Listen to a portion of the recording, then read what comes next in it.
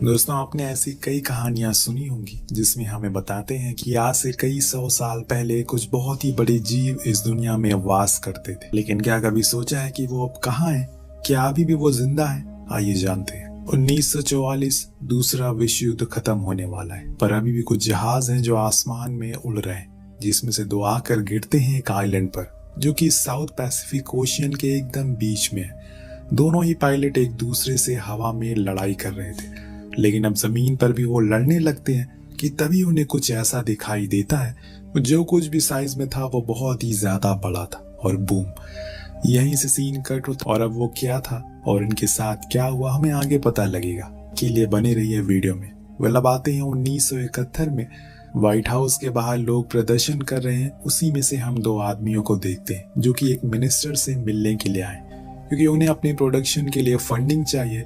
इनके नाम होते हैं बिल और हॉस्टन। दोनों की बातें सुनने के बाद मिनिस्टर उन्हें मना कर देते हैं। असल में इन दोनों का मानना था कि इन्होंने एक ऐसा आइलैंड ढूंढा है जहां पर कुछ ऐसे जीव जंतु हैं और कुछ ऐसी चीजें हैं जिन्हें पाकर हम अपनी कंट्री की इकोनॉमी को और बूम कर सकते हैं। पर वो फिर भी मना कर देते हैं। लेकिन यहाँ बिल जानता है कि अगर वो ये कहेगा तो वो जरूर मानेंगे। वो कह ही देता है कि सर, कल मैंने न्यूज में पढ़ा है कि रशियन आर्मी को भी इस आइलैंड के बारे में खबर लग चुकी है, और अगर हम जल्दी नहीं गए तो वो वहां पहुंच जाएंगे। फिर क्या था, बिल को तुरंत ही परमिशन मिल जाती है, जिसके बाद वो अपनी टीम बनाने लगता है जिसमें उसे कुछ होशियार और स्ट्रांग लोगों की जरूरत पड़ने वाली है, क्योंकि ये कोई बच्चों का खेल नहीं है। इसीलिए वो आर्मी कमांडर पैकर्ड को बुलाता है, सब कुछ बताता है उन्हें, जो अपने कुछ सबसे हाईली ट्रेन सोल्जर की टीम को बनाते। वहीं हॉस्टन जेम्स को कॉल करता है जो कि एक गाइड का काम करेगा, और मेसन जो कि एक फोटोग्राफर है, वो उनके लिए एविडेंस बनाएगी। अब सभी को ब्रीफिंग के लिए बुलाया जाता है और समझाया जाता है कि वो लोग सब साथ में आगे बढ़ेंगे। हर एक छोटी से छोटी चीज को बहुत ही बारीकी से चेक करेंगे। अगर कुछ भी उन्हें मिलेगा तो वो उसे सबसे पहले बिल को दिखाएंगे। अगले दिन ये लोग उस आइलैंड के लिए निकल पड़ते हैं, जहां पर ये कुछ चॉपर से जाएंगे। पर इनके सामने एक मुसीबत थी, जो था एक विशाल तूफान जो इनका रास्ता रोके खड़ा था। अगर इनमें से कोई भी अंदर गया तो मारा जाएगा, पर उसके अलावा कोई और ऑप्शन भी तो नहीं है।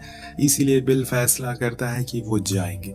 इसके बाद सभी चॉपर उसके अंदर घुसते हैं, पर शायद इन्होंने ये गलत फैसला ले लिया, क्योंकि वो बिजली इनके चॉपर के ऊपर ही गिर रही थी, जिसके कारण कुछ तो प्लेन क्रैश हो जाते, जिसके कारण कुछ चॉपर क्रैश हो जाते, फिर कुछ उस तूफान को पार कर डालते हैं, और तब इनके सामने आता है वो खूबसूरत आइलैंड जहां पर आज तक कोई नहीं गया। अगर कोई गया भी है तो कभी जिंदा नहीं लौटा। हॉस्टन की टीम सबसे पहले लैंड करती है। दरअसल उसकी थ्योरी के हिसाब से इस आइलैंड के नीचे बड़ी नदियां बह रही है, जिनके अंदर कई फुट गहरे गड्ढे हैं, जिसमें वो विशाल जीव रहते हैं, और उन्हीं गड्ढों में सोने और चांदी के कई सारे महल भी बने, जो किसी जमाने में यहाँ पर रहने वाले लोगों के हुआ करते थे।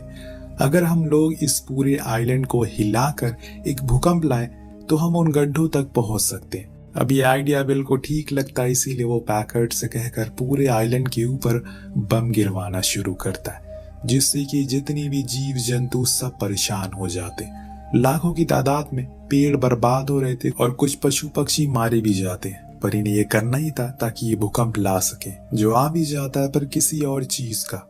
जब उस चीज को पैकर्ड खुद के सामने देखता है तो उसकी आंखें खुली की खुली रह जाती है। दरअसल वो एक्स्ट्रा लार्ज चिंपैंजी था, जिसका साइज बुर्ज खलीफे से भी बड़ा था। सभी उसके ऊपर शूट करने लगते हैं, जिससे वो बहुत ज्यादा डिस्टर्ब हो जाता है, और इनके जितने भी चॉपर्स होते हैं उन सभी को बीच से खिलौने की तरह अलग कर देता है। इसमें काफी सारे सोल्जर भी मारे जाते हैं, कुछ क्रैश होते हैं, जिसमें जेम्स के साथ वाले भी कुछ और थे, उधर पैकेट के साथ वाले भी। दोनों ही टीम अलग हो चुकी है, पर अभी सभी परेशान थे, क्योंकि उन्हें जो कुछ बताया गया था यहाँ पर ऐसा कुछ नहीं है। इस सवाल को ढूंढने के लिए पैकर्ड बिल के पास जाता है और उसे बंदूक की नोक पर लेकर पूछता है कि वो सच सच बताए कि वो आखिर यहाँ पर क्या ढूंढने के लिए आए।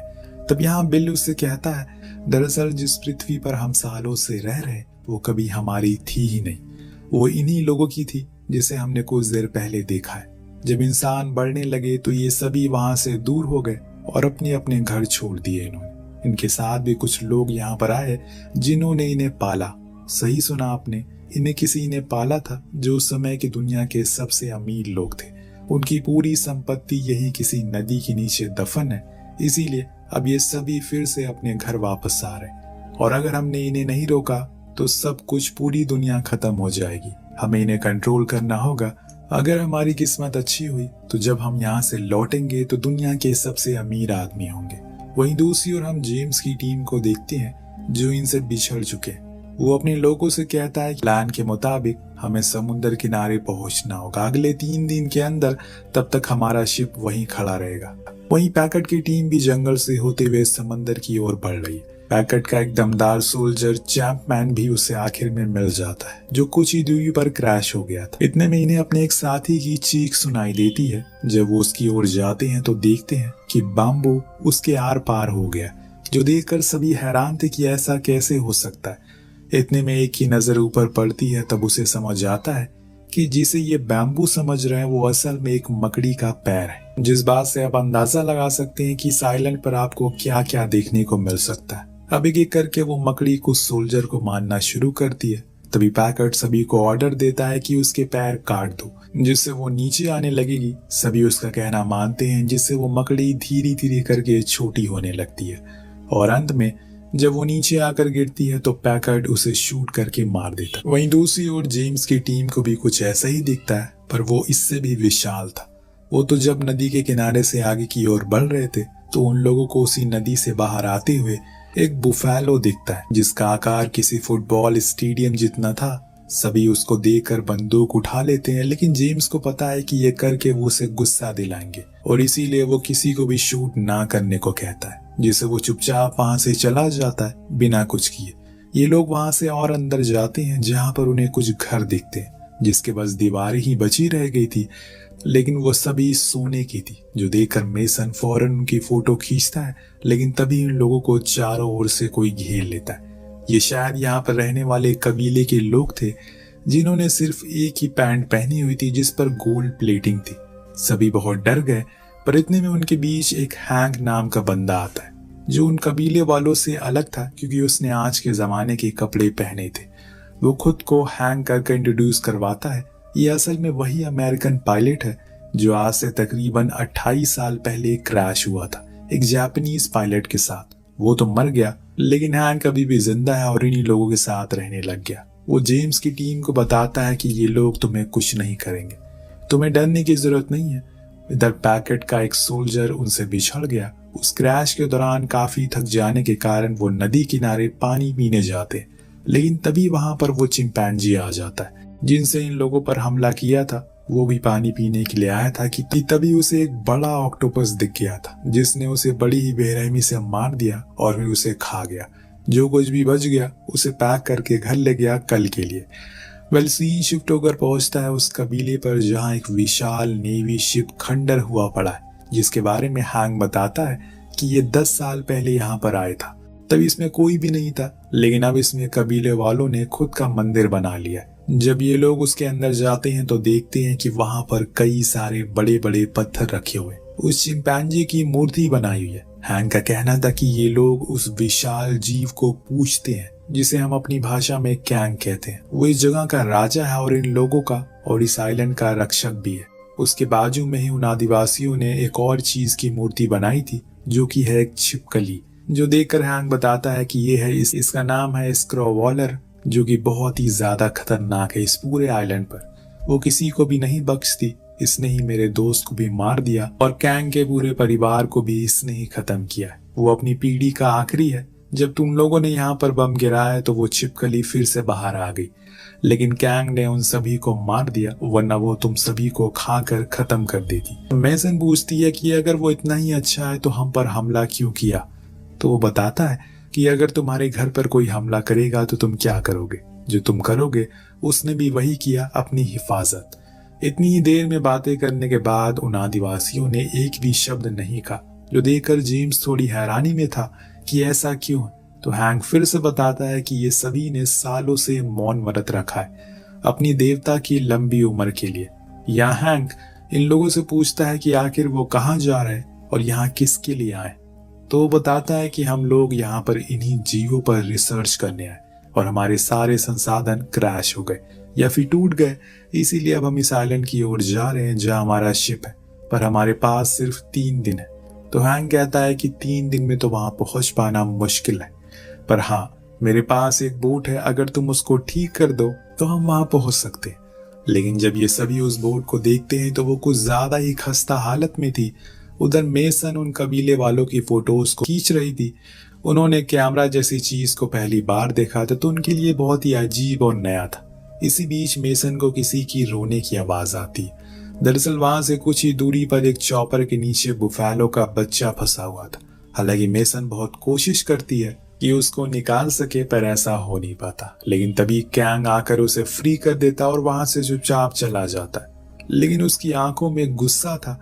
तब मेसन को समझ आता है कि हैंग सही कह रहा है, हमने उसके घर को बर्बाद कर दिया।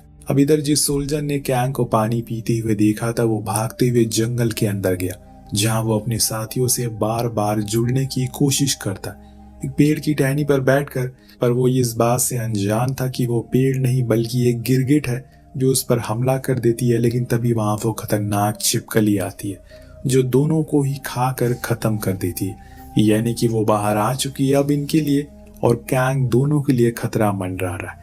देखते हैं कि आगे क्या होता है। फिलहाल वहां पैकेट की टीम अब उस सोने की तलाश में है, क्योंकि बिल ने उन्हें ढेर सारा लालच जो दे दिया है। उस सोने को पाने के लिए वो अब किसी भी हद तक गिर सकते, जो उन्होंने शुरुआत में दिखा भी दिया। सभी ने मिलकर उस बोट को बना लिया, यानी कि अब इन्हें यहाँ से अलविदा लेना होगा। हैंक काफी भावुक हो जाता है क्योंकि इन लोगों ने उसका बहुत ख्याल रखा, लेकिन अब उसके जाने का समय आ गया है, इसीलिए वो सभी को अलविदा कहता है। फिर आइलैंड की दूसरी दिशा की ओर आ जाता है, जो जगह सिर्फ खतरनाक जानवरों के लिए है। इसीलिए उन कबीले वालों ने बीच में बांध बनाया हुआ है ताकि कोई भी यहाँ तक ना आए। क्या ये लोग बोट से उन बेहतरीन नजारों का लुत्फ उठाते हुए आगे बढ़ रहे थे। इनका दूसरी टीम से कनेक्ट भी हो जाता है, और इसी बीच इतने में एक विशाल चमगादड़ इनके एक आदमी को उठा कर ले जाता है। आसमान में उसके शरीर के 4 टुकड़े करके बांट लेते। सभी ये मंजर देखकर हैरान थे, ज्यादा डर जाते। लेकिन अब इन्हें कुछ देर रुकना होगा, क्योंकि इन्हें अब अपनी टीम से भी मिलना है, जो कि थोड़े अंदर जाने पर मिल जाती है। सभी बहुत खुश थे। साथ आकर अब ये डिसाइड करते हैं कि वो ईस्ट की ओर जाएंगे, लेकिन पैकेट को वेस्ट की ओर जाना था, क्योंकि उसका एक साथी का चॉपर वहीं क्रैश हुआ। लेकिन हैंक उन्हें वहां जाने से मना करता है, क्योंकि वो इलाका छिपकलियों का है। लेकिन पैकेट जेम्स से कहता है कि तुम्हारा काम हमें रास्ता दिखाना है, उन लोगों को ढूंढना है जो खो चुके हैं। इसीलिए जेम्स को उसकी बात माननी पड़ती है, और वो सभी वेस्ट की ओर निकल जाते हैं, जहां पर उन्हें एक कंकालों की घाटी मिलती है, जिसके बारे में हैंक बताता है कि ये कैंग के परिवार का कब्रिस्तान है। इसे देखकर आप आइडिया लगा सकते हैं कि वो छिपकली कितनी खतरनाक है।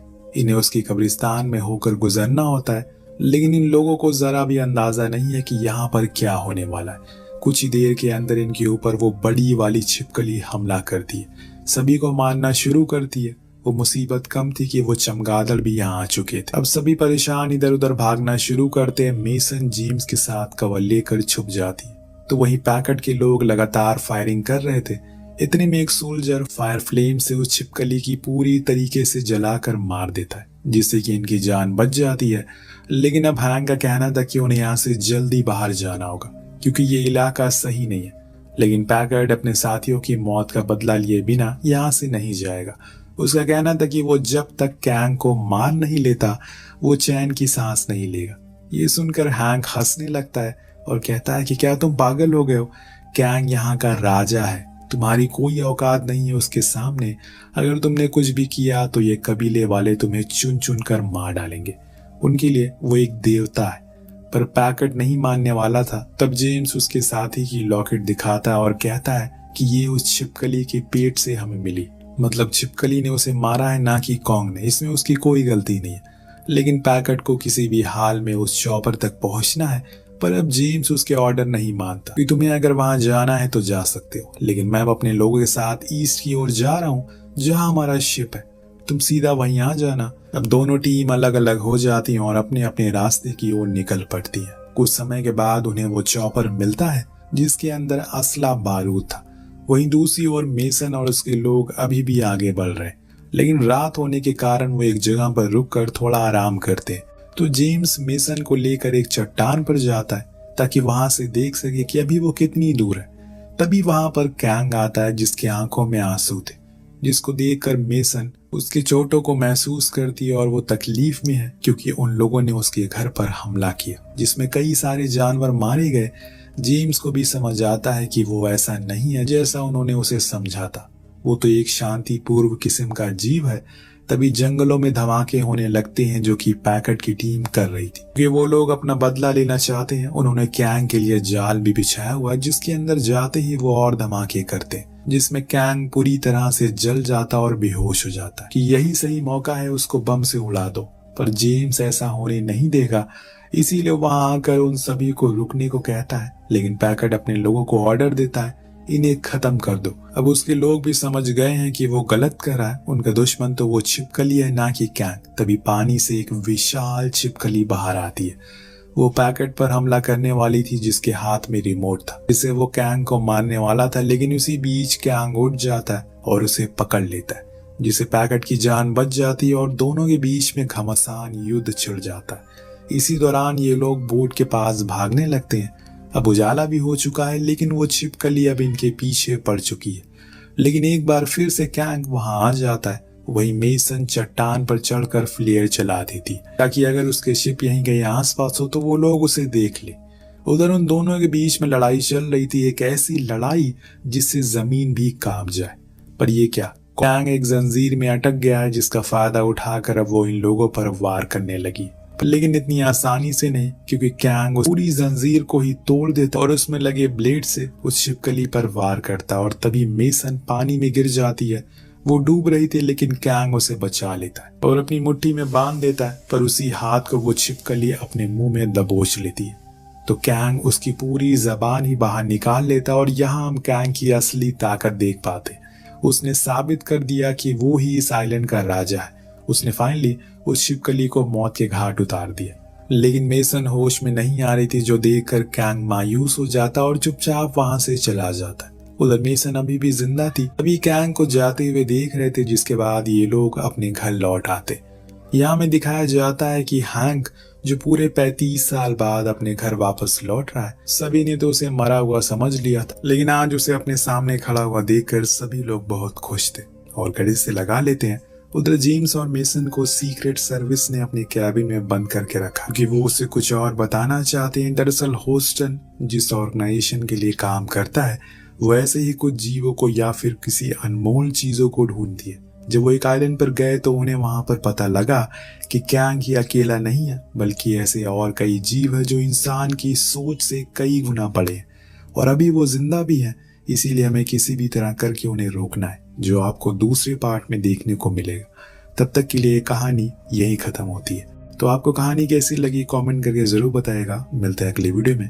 Thank you so much watching. Peace out.